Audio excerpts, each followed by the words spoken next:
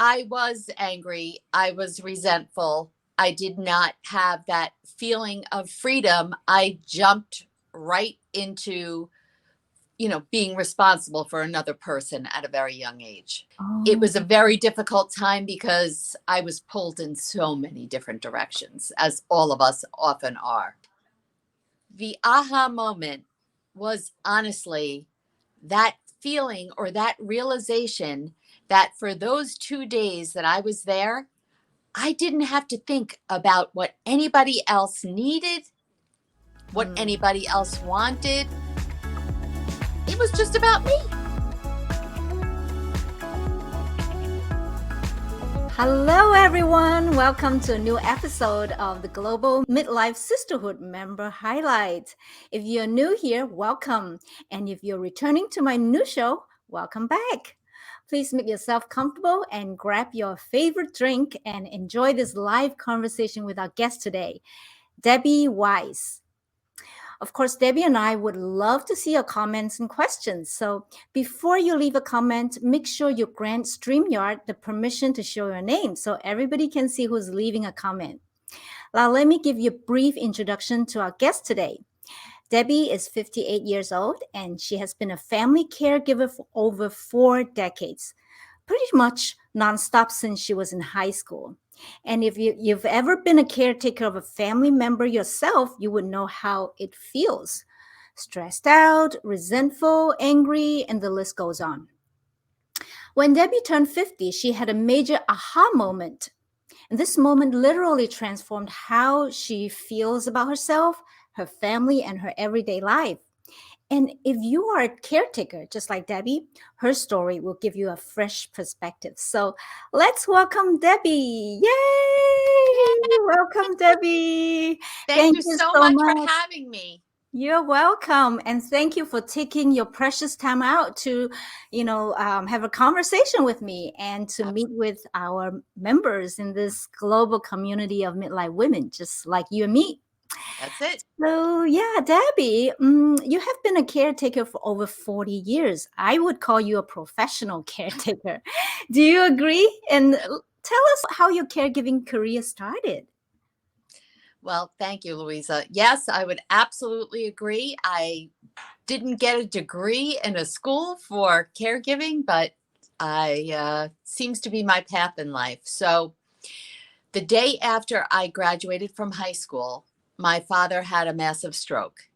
He was only he had just turned 46 years old, Wow. and he survived, but he became permanently disabled, not able to work, and my parents got divorced, and for 30 years that he lived after the stroke, he was my sole responsibility. Hmm. So I have a younger brother, but I was 17 at the time, so my brother's 4 years younger, so he was only 13. So it was hard enough for me being 17. My brother certainly had, nothing to do with it. And then as we grew up, my brother moved out of state, and it was all on me, basically. Wow. You were barely an adult when you started taking care of your father. And then you went through your entire young adulthood with this caretaking responsibility. Now tell us, how did that make you feel? And what did you feel that you were missing out in life? So I was definitely angry and resentful. All of my friends in their 20s were very carefree, and I wasn't. Now my dad didn't live with me, and a lot of people think that in order to if you're a caregiver, you're only a caregiver if somebody is living with you, but that's certainly not the case. If Hmm. you're worried about another person and you are their person. So, in other words, back then there was no caller ID. My Oh, father would call me incessantly. yeah, I My remember. phone was constantly ringing because he had nothing else to focus on. And he would Oh, call, and anything that popped into his head, he would constantly call and ask me for it. It wow. became my responsibility through the years for different reasons that he had to move from one facility to another. And that was all on me. So to answer your question, I didn't have any friends in their 20s who were worried about where my father was living, how were we going to pay his expenses, his doctor's appointments, bringing him food, being there just to visit him, taking him where, rearranging my holiday. And then when I was about 30, I actually moved to a different state. So now I had to bring him with me. I couldn't leave him so far away. So I was angry. I was resentful. I did not have that feeling of freedom. I jumped right into, being responsible for another person at a very young age. Wow. Talk about heavy duty responsibility. I mean, And I can tell you that prior mhm. to that, when I was growing up, I was not self-confident. I was the kind of Uh-huh. kid who wouldn't even want to go into a store and talk to the cashier. And so, on a positive note, this really pushed me. It made me get out of my comfort zone and learn how to speak up. So, How did you learn that? I mean, in what occasions were you put to the test? so with each location that he lived, there was always either a person that I had to deal with on the financial end because money was an issue. And then the doctors, right? Mhm. I mean, my father, I had to go with him to all the doctor's appointments. This was a new world to me. Luckily, I was a healthy young adult. So Yes. I had barely been to a doctor myself. And so then, as he kept having different complications, Mm. I learned that I had to advocate for him. Wow. So, um, So you became a patient advocate early yeah, on, when yes, this term probably didn't exist back then. probably not. That's true. Yeah, yeah. Wow. So you did a great job. And so did you feel like you were growing up fast during those years? Definitely growing up fast, for Mm-hmm. sure. So, when I was about 25, the facility that he was living in, he met a woman who I knew didn't have the correct motives. This woman thought that he had a lot of money. Oh. And so she convinced him to get married and move out of the facility. And of course, I said, tried to tell him, no, no, no, no, no. And he does it. And at that time, QVC was just becoming a thing. Uh-huh. Uh-huh. And she took his credit card and became a pack rat of everything QVC. Oh And my he had a small goodness. amount of money and she spent God. it all. And then she started being Oh verbally my. abusive to him. Oh. So now, like I said, I'm probably about 25 at this point. He would be Uh-huh. calling me so upset of the things that she said and did, and he wanted to get out. So she was a little crazy, and we were afraid of what she was going to do. So I actually, with the help of my cousin and my brother, had to devise a kidnapping plan. Oh my goodness. What you told me sounds just like a movie script. It This is for it real. was. And so Oh my goodness. prior to again, there was no internet then. Uh-huh. And so I had to and again, I was moving him from one state to another.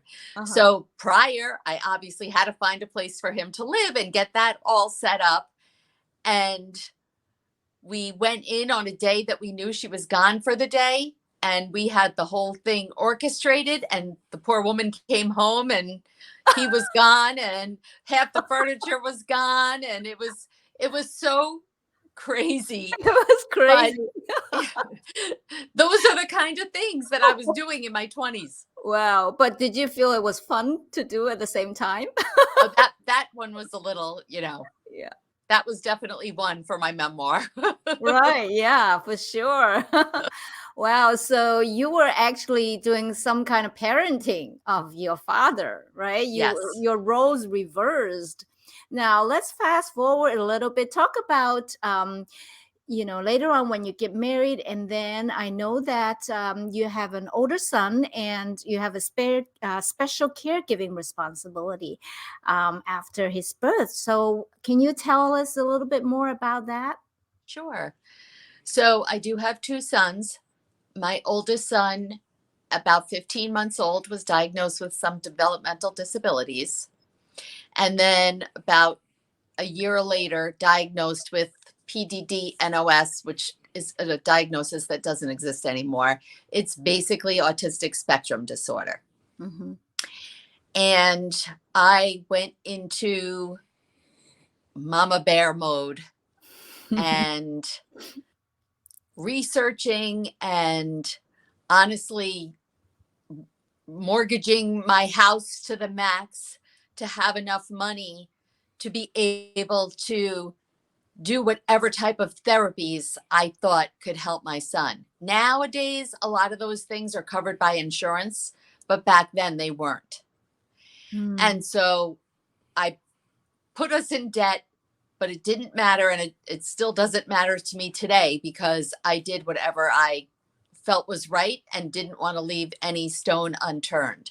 So while that was happening, of course, I still had my dad and that responsibility. And as he was getting older, it was getting a little Mm. more difficult, and his health situation changed. My son now is almost 21. So after the autistic spectrum disorder diagnosis, he added ADHD, and around age 9 or 10, he started talking about killing himself. Oh And no. that was a whole other arena other than just having, social and developmental delays. Now Yeah. this took it into a whole other sphere of concern. Yeah. And I pulled him out of a school, and I thought that maybe that was the reason that he was so unhappy because, of course, kids are cruel. And when you're different, you get made fun of a lot. And I tried that, and that didn't work. And so that was very difficult that whole time. It turns out that it didn't matter what I did.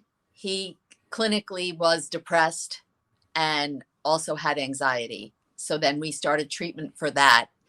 And as he got older, obviously, just like any typical child, the issues change.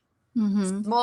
Small child, small problems, older child, larger problems. Um, he then was diagnosed in his senior year of high school, I believe, with bipolar 2 disorder. And that, again, was just a very different chapter. And he became destructive, cutting himself. And the whole horrible thing culminated in him being involuntarily committed into a hospital, actually, June of 2020. Mm. That was during the pandemic, yeah? Yes. The And the beginning of it. pandemic has really been a detriment, obviously, to so many people. Right. But just Right. speaking about him, it was a detriment because the therapies that he would have typically received Mm-hmm. didn't exist because you couldn't meet in person. Right. Oh my. And so instead of him coming out of that situation and being engaged in a program 40 hours a week in person, he would go on the computer for like 3 hours a day. And he could even turn his camera off. He wasn't even paying attention. So, and again, since then, we're still at a difficult place right now. Mm-hmm. Mm-hmm. So the bottom line is it's been a journey. It has been a journey. What And a journey that was. Oh, And the when he was suffering with the anxiety and depression, right around that time is when my I knew my father's life was coming to an end. So it oh. was a very difficult time because I was pulled in so many different directions, as all of us often are. Yes, I can imagine. And tell me how you felt during that particularly difficult period. And, what were the emotions going on inside you? Did you ever like blame yourself or feel guilty or that you were not doing enough, that sort of thing? Tell us more. Yep, absolutely. I actually felt all those things because if I wasn't with my father, then I felt guilty because I didn't know how many days, how many weeks, how many months will I have with him. So I felt guilty about that. And then of course, if I wasn't with, doing something for my older son, I had guilt excuse me. Mhm. Again, um I don't want to say jealousy, but I think it was jealousy. I mean, I hate to even think that that was how I felt, but I was. I was jealous of these other moms that were basically my world at that point who had these typical kids and they weren't at a point where they were caring for their parent. I was an older mom to begin with. So most of my mom friends were younger than me. So obviously their parents were younger. And here I was in a crisis with two different, loved ones. Mm. And I was, why me? Why me? I definitely was feeling sorry for myself. Why can't I be like the rest of them that they're only worried about taking their, daughter to dance lessons? Oh my God. Those words, why me? I think that so many of us in midlife have asked these words over and over when life hits hard and it feels like the whole world is against us. Why are these terrible things happening just to us? And you feel so alone, right? Now, you told us that you had these mom friends, and I mean, tell us a little bit more about your social circle during these difficult times. I mean, where did you make these friends, and how have they did they lend you a hand when you needed help with the caretaking situation? So I was lucky enough when Sam is my oldest son's name. When Sam was only 6 months old, I met a woman at Gymboree class. I don't think they have them anymore, but anyhow, and she was a lifesaver. When Sam was young, and I had my youngest one's name is Ben, he's 21 months younger, and I had two boys, she had two girls, similar ages. Anytime that I needed to take Sam to a therapy, she would watch Ben.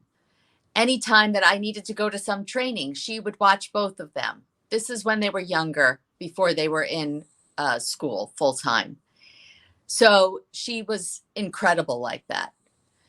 The In that difficult time, honestly, I really was not doing anything else. I wasn't really socializing. People would call me and see how I was, which is always wonderful and helpful. And I'm also lucky because besides that group of moms, I have three other women who are my rock. You know, we're we're there for each other no matter what. And when you know you have support out there, when you know you have somebody to call who will listen, to me, you can't beat that. Totally. I mean, social connection is a lifesaver.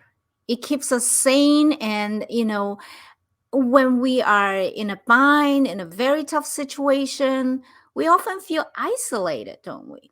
And to know that somebody out there cares and can even help you out with some things that you need help with. that really makes a huge difference, doesn't it? Yeah, yeah. That's why, I really encourage all midlife women to make friends. And even if you're a little bit shy like me,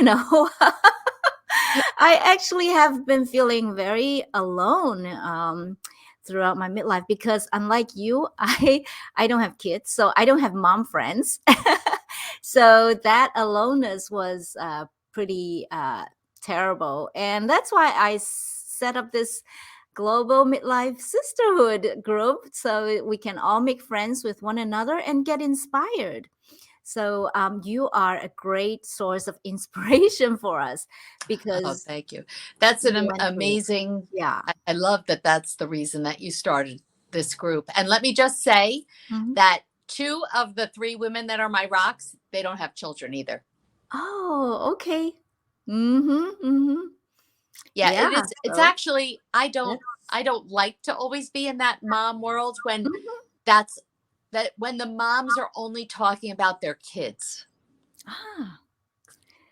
See, you pointed out something interesting, because as a woman without children, I felt often out of place, Hmm. with moms, because they often talked about their children. So during my 30s and 40s, I couldn't make friends of my own age, because they all have kids, and they talk about kids, so I was always out of place. So Yeah, yeah, I'm so glad you get your support from women without children, and you good friends to support each other.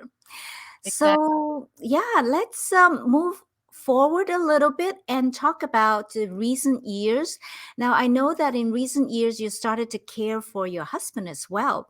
So can you tell us briefly how that happened and what caring responsibilities you have added Sure. to your list? So my husband always was quirky. Okay.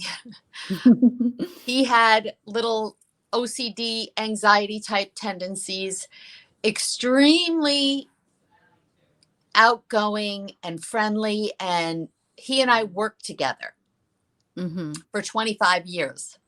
Wow. And everybody loved and loves Gary.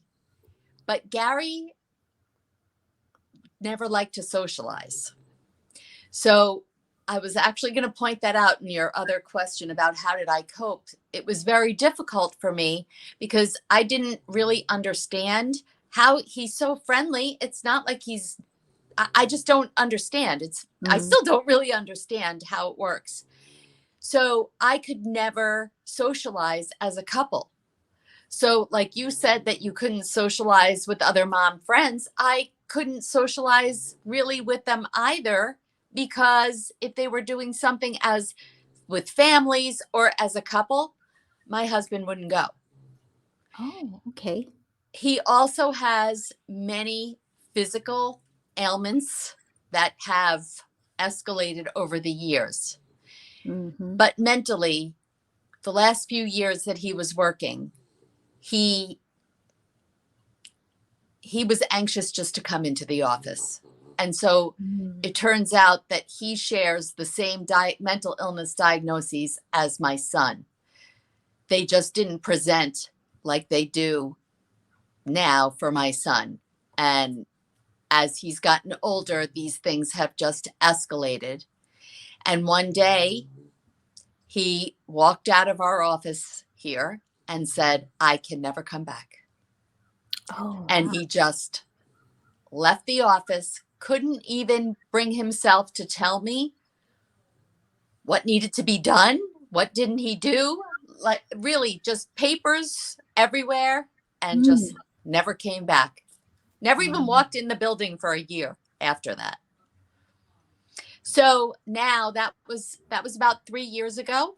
And so since that time, he's been homebound. He really does not like to leave the house. He rarely drives. My older son mhm, does not have a license, so they're mhm, home together. mhm. And my husband used to do all the food shopping and cooking, and now he doesn't do that. He spends his days kind of cycling between depression and being okay. So for days, he won't get out of bed, days.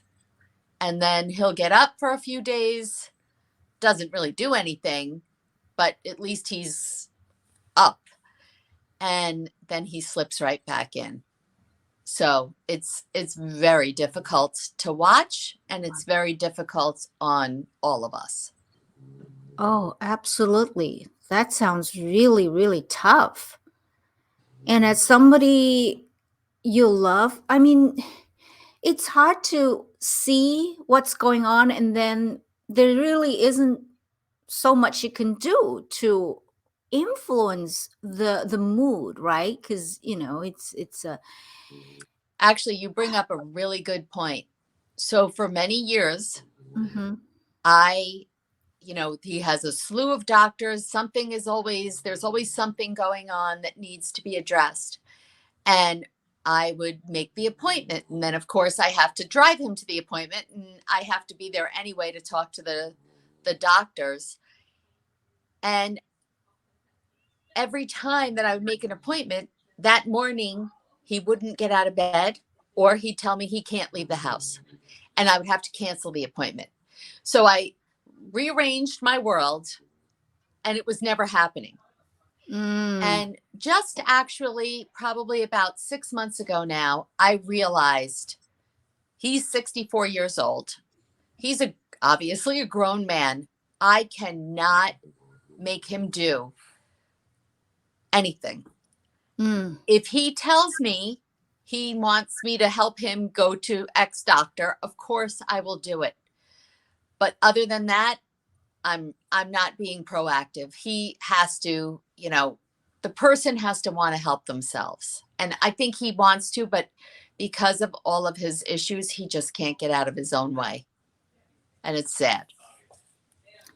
yes, it's sad, but you hit the nail on the head. Bingo. That realization that somebody, well, who is an adult has to want to do something. You can't really force it on him or do anything on their behalf if they don't want to, right? I think this is such an important light bulb moment that happened to you. And so actually power to you, because did that help you to feel better about yourself? That was honestly tremendous. Tremendous, because I was the one who was getting so upset and so angry. And for what? It was ridiculous what I was doing. And it was like a little aha moment. And Yeah. I explained to him, and he didn't care because he didn't want to go anyway. But Yeah.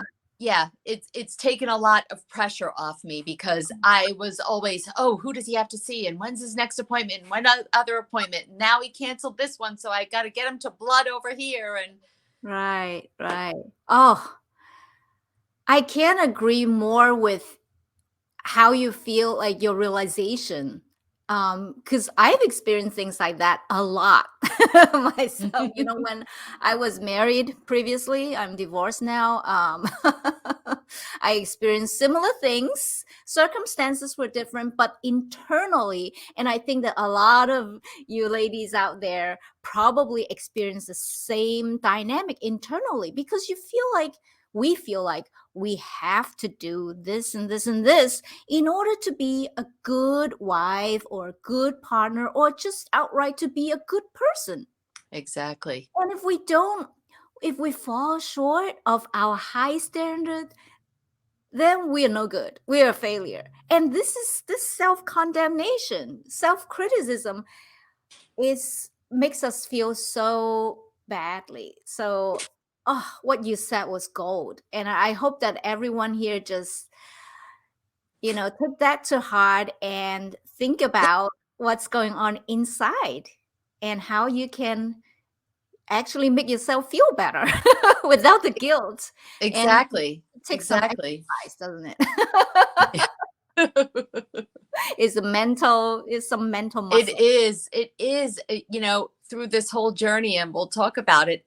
Mhm. Honestly, that that's been the biggest realization for me. It's almost like, you know what? I had the key to everything the whole time. I almost feel like Dorothy and the Wizard of Oz. You know, you had the ability to get home. You just didn't know how to use it.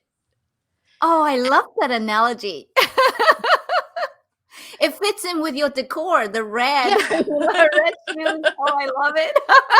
I'm not wearing ruby slippers though. Black boots. Oh, Dorothy. I love that. So, let's talk a little bit about your work since you are in your office. So, I was really surprised that throughout all these years, you were taking care of your family members. You were working full time the whole time.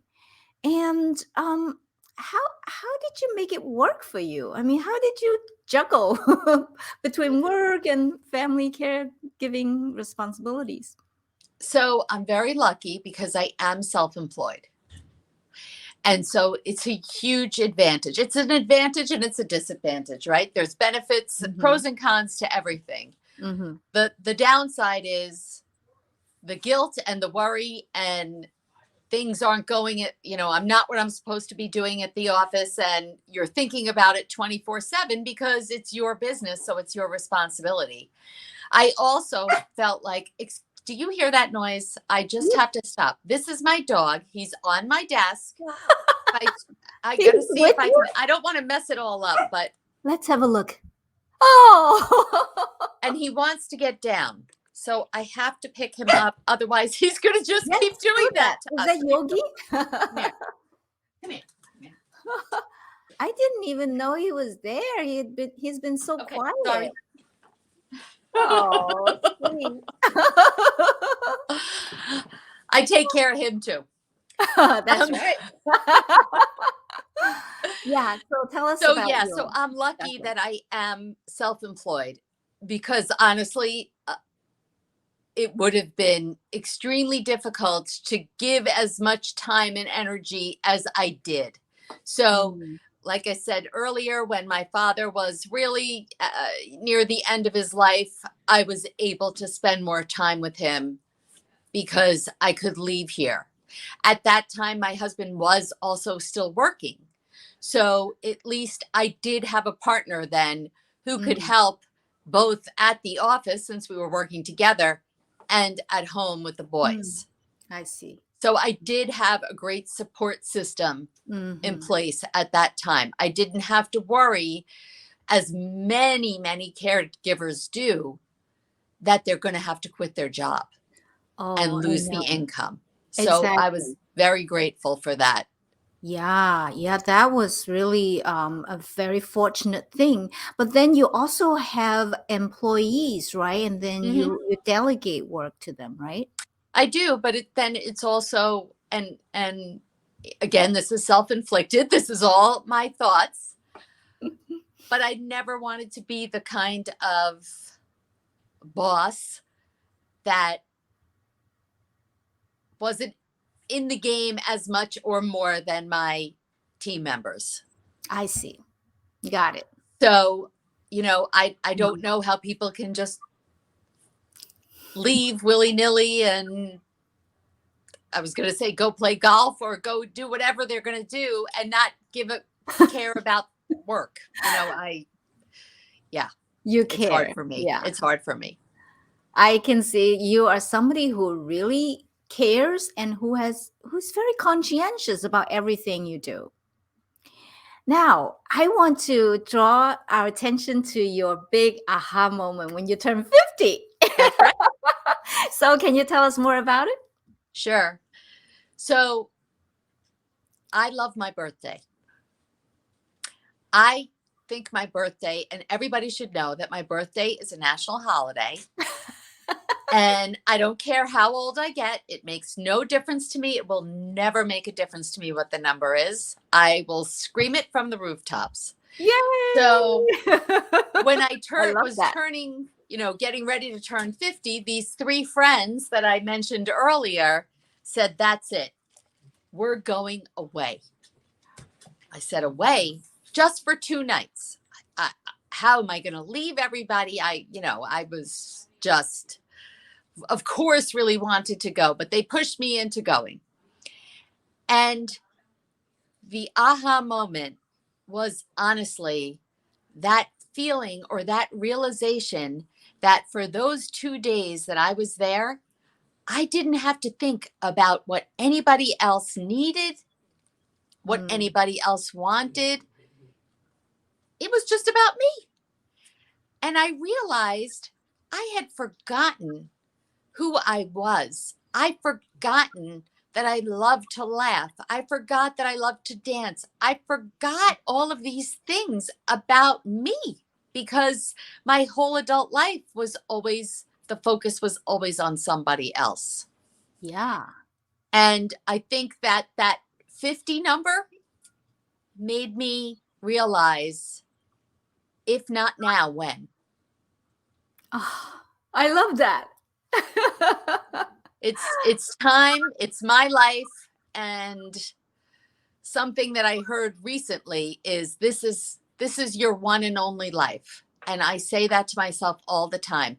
This is my one and only life. And if I don't make it what I want it to be, nobody else is going to. And that doesn't mean that I'm not going to take care of the people that I love, but I'm going to take care of me too.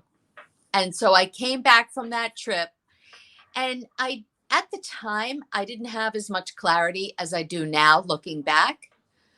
But I came back from there. And since that time, over the past 8 years, I've very slowly made different changes in my life that really has transformed me in every way.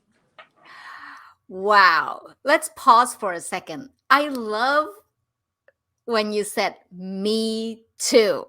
Now that's a whole new take on the Me Too movement. Yes, Isn't it? It's the uh, Me Too movement for midlife women. Yeah. that's right. Wow, that was a really powerful statement, Debbie. I love it. And I love how you transformed yourself just by switching a button in your head. And Exactly. that changed everything, right? But It did. now I'm curious. How did you go from thinking internally, like, oh, I have to be responsible for this, I have to take care of this, or else, blah, blah, blah, to putting yourself first? Did you ever, like, in that transition, did you ever feel, oh, perhaps I shouldn't be doing this? I feel so selfish about it. Tell us a little bit more about what was going on inside you. Of course, I felt that Mhm. way. I mean, I shouldn't say of course, but obviously, since that had been such a big part and is such a big part of my life, that to try and change the focus or add myself as the focus definitely made me feel guilty. But I really did it in small incremental steps. And for me, the first step was I had some weight to lose, and thinking to myself, there's so many things in my life that I cannot control. All of us. I've got to control what I can control. And when I slowly started doing that, first with my eating, I realized it, besides making me feel better physically, mentally, it made me feel better because, heck, I do have control over something and I'm taking control. And so the payoff was, just huge in every way. And then once you have a little victory, then you start thinking, oh, maybe I can do this. Oh, let me try this. And each step along the way, and some things that you try might not work, Right. but you keep trying. And with each little victory, you gain that confidence, you lose that guilt, and you see how you're showing up differently for everybody else. And so that can kind of change your perspective of, oh, well, yeah, you were a caregiver and you're taking care of them. But if you're angry and resentful of that person all the time, how are you really being helpful? So it's Wow. important to care for myself, because now I'm not resentful anymore. I'm showing up for my loved one better than I was before. That is amazing. So, by showing up for yourself first, you are a totally different person, Yep, and the energy changes. And other people also perceive you differently, and you can give and they receive in a much different way, right? absolutely. This Ab- is so awesome. Wow. Thank you for sharing this. And now I want to go into a little bit of a nitty gritty of how you incorporate self care routines into your already packed day. Can you share some with us? Sure, sure. So, first, let me say everybody's different, right? Everybody likes Hmm. different things, everybody has different schedules. I am a morning person. Hmm. So, about 4 years ago, I had a friend who had introduced me to yoga, and I'm not a yoga fan, but I'm a fan of what it does physically for my body. I have a bad back, so it really helps my back. And one day she walked into some meeting and said something about going to a 5:30 yoga class, and I can't make a class at 5:30, and I she doesn't work. And I was a little snippy looking back, not proud of this, and said, "Oh, must be nice." And then she said, "Well, you can go." And I said, "Well, I can't make it there at 5:30." She said, "No, 5:30 a.m." And I thought, "Oh boy, she told me, why can't I do that?"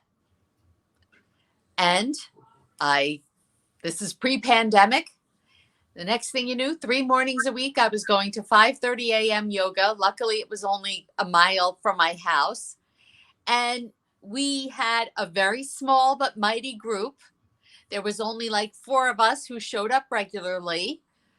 But we formed a little community, our little 5:30 a.m. community. And the days that I didn't have it, it was I missed it. I missed it. I wanted it to be 5 days a week. So when the pandemic hit, now I can't go to yoga. They're not giving it the right time, whatever. And then I thought, oh, well, I've got to pivot. So now I just do free YouTube videos in the morning. And that's when I first wake up. I do that for about 20 minutes. And then I meditate, which that practice has also grown from 5 minutes to 20 minutes. And I journal. And I don't freeform journal. I have a specific journal with certain prompts, and included in that journal are affirmations, gratitude, and my to-do list and my priorities for the day. And that is super helpful. I keep the book, I'm looking for it. I keep the book open on my desk all day. Mm. So it takes away that overwhelm of so many things. You wake up in the middle of the night. How many times have that happened? And you can't go back to sleep because it's all going through your Uh-huh. head. At least Absolutely. when I have this journal, okay, so today I might not get to everything on the list, but the next day I look back, I see what isn't checked off, and I just move it to today. I used to have scraps of paper. I would be making list upon list, but then I'd lose them, or I would leave one list at work and I'd forget to bring it home. And so now I have it all in one place. And so in addition, I do love to dance. So I do different exercise, jazzercise and Mm. Zumba. But Me now too. I do it from my kitchen. Yay. See, you have been really adaptive. And when something doesn't work out, you pivot. And I love that spirit in you, being so resourceful and not thinking about obstacles, but opportunities. When something changes, something happens, something gets in the way, you just try something else. And I love that. And thank you so much for sharing all these wonderful tips. And I see that your ability to establish all these healthy habits really is built on incremental progress and incremental successes. So everybody listen up. You don't have to get there right away, right? Just make tiny, tiny atomic changes or nano changes every day. Then you before you know it, you get something really nice done for yourself. Yeah, I agree. I mean, and there you go. That's that whole mindset shift Uh-huh. because I was always all or nothing. Oh my goodness, I have to lose X amount of pounds. I got to do it in 3 months or else. Why? What's going to happen? Right? And Yeah. it's hard. It's too hard to turn your life upside down, whether it's your eating, whether it's exercising, whether it's anything. It's Mhm. the meditation. I Mm. remember the first time I tried it. Oh my goodness, 2 minutes felt like it was 2 hours.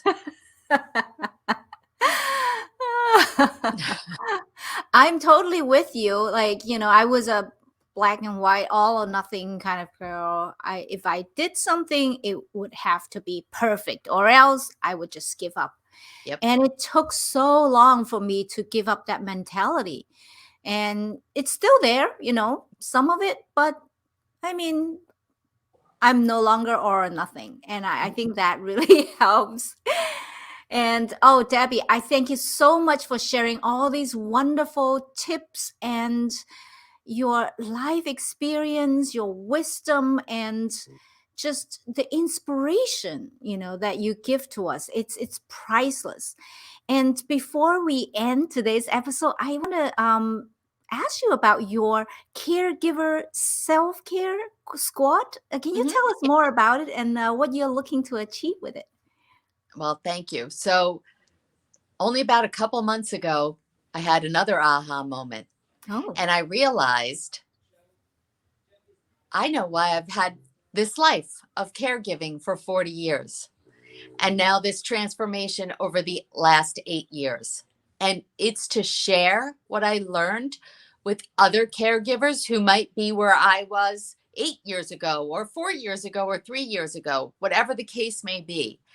And so my goal is to create a community of caregivers where the focus is on us.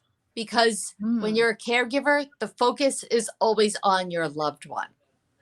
And so I wanted this community to be supportive in our quest to take care of ourselves. And so I do have a Facebook group. It's called the Caregiver Self Care Squad. It's a mouthful, but I do have a website, which is caregiversupportsquad.com. Okay. And if you do that with /Facebook, we'll send you the link to the group. Okay. Okay, so I will make sure to include this link in the description of this video or in the comment section. So Great. everybody who is interested can check it out and join Debbie's support group. I can't emphasize enough the importance of support in what you do. And especially if you feel like you're isolated, you don't know who to talk to, you really could need some help, even just to commiserate, get some emotional support. That is so important. So, Absolutely. ladies, Look, that's why you created this community, right? exactly. It's a community Yeah. of like-minded women. Like-minded women and women in midlife, we are the main challenge is caregiving. We have True. to take care of people older and younger and our job and everything in between.